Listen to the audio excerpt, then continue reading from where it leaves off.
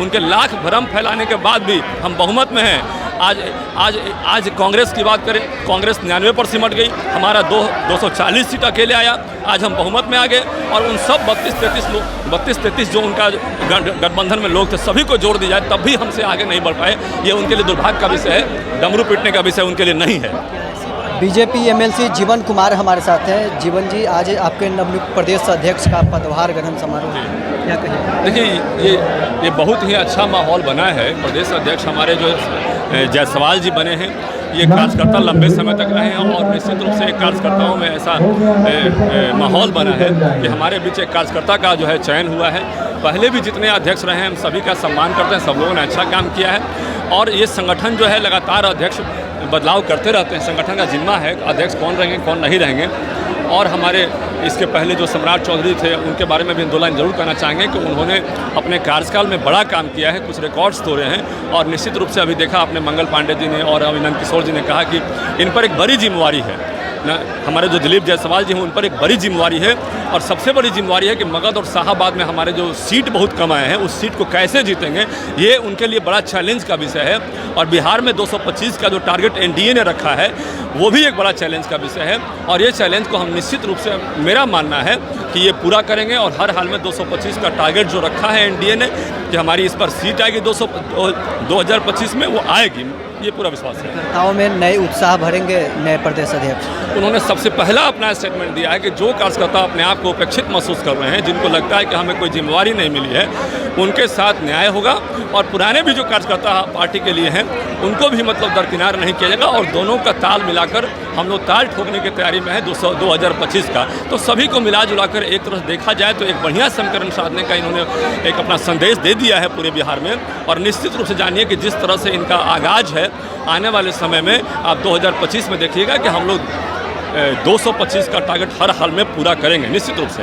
आप लोग 2025 में 225 सीट का दावा कर रहे हैं, लेकिन विपक्ष कर रही है कि भारतीय जनता पार्टी पहले भी 400 का दावा की थी, 2025 में भी दावे करने से कुछ नहीं होने वाला है। देखिए, भारतीय जनता पार्टी ने कहा था कि हम 400 सीट जीतेंगे और ये टारगेट था हमारा और निश्चित रूप से ये हम लोग को ये आशा नहीं था कि विपक्ष के लोग भ्रम फैलाकर जो है हमारे जनता को गुमराह करेंगे।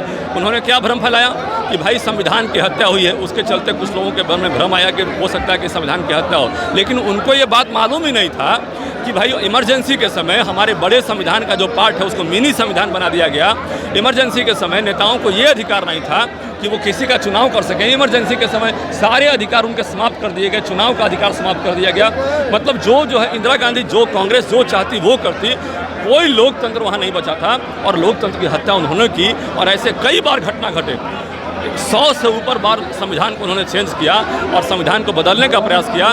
हम तो ये मानेंगे कि देश की जनता को और संविधान को बनाने वाले को, अम्बेडकर साहब को हम धन्यवाद देना चाहेंगे कि उन्होंने जो संविधान बनाया उसमें छेड़छाड़ करना बहुत ज़्यादा असंभव था, इसलिए बहुत ज़्यादा छेड़छाड़ वो नहीं कर पाए। नहीं तो यदि उनकी चलती तो आजीवन जो है कांग्रेस का शासन चलता, हम लोग सत्ता में कभी नहीं आते। आज हमारी पार्टी सत्ता में आई है क्योंकि संविधान का ऐसा स्वरूप है कि कोई उसको पूरी तरह बदल नहीं सकता है और भारतीय जनता पार्टी तो क्या कोई भी बदल नहीं सकता है। इस बात को उन्होंने भ्रम फैलाया और जान लीजिए उनके लाख भ्रम फैलाने के बाद भी हम बहुमत में हैं। आज कांग्रेस की बात करें, कांग्रेस 99 पर सिमट गई, हमारा 240 सीट अकेले आया। आज हम बहुमत में आ गए और उन सब 32-33 जो उनका गठबंधन में लोग थे सभी को जोड़ दिया जाए तब भी हमसे आगे नहीं बढ़ पाए। ये उनके लिए दुर्भाग्य का विषय है, डमरू पीटने का विषय उनके लिए नहीं है। क्या ऐसी भ्रम 2025 में न फैले, इसके लिए विशेष रणनीति आप लोग? जनता समझदार हो चुकी है और हम लोग पूरी स्ट्रेटजी से काम करेंगे और किसी तरह का भ्रम जनता के दिमाग में हम लोग नहीं जाने देंगे। और जनता जो है इस बात को जान भी चुकी है। अब 2025 में जनता कोई गलत डिसीजन नहीं लेगी और जानती है कि हमको विकास के साथ आगे बढ़ना है तो निश्चित रूप से हमको एनडीए को ही चुनना है। अभी देखिए कई ऐसे घटनाएं हो रही है जिसका कि अपराधी का पता चल जा रहा है और अपराधी जेल में जा रहे हैं। पहले क्या होता, घटना होती थी अपराधी जेल में नहीं जाते थे, अपराधी बाहर घूमते थे।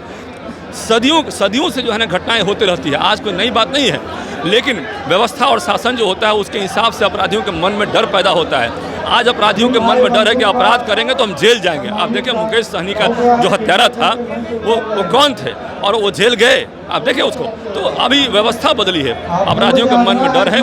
2025 में हम जो विकास कर रहे हैं, विकास के नाम पर चुनाव लड़ेंगे और निश्चित रूप से हमारा टारगेट पूरा होगा और हम लोग जो टारगेट रखे हैं 225 का उसको पूरा करेंगे।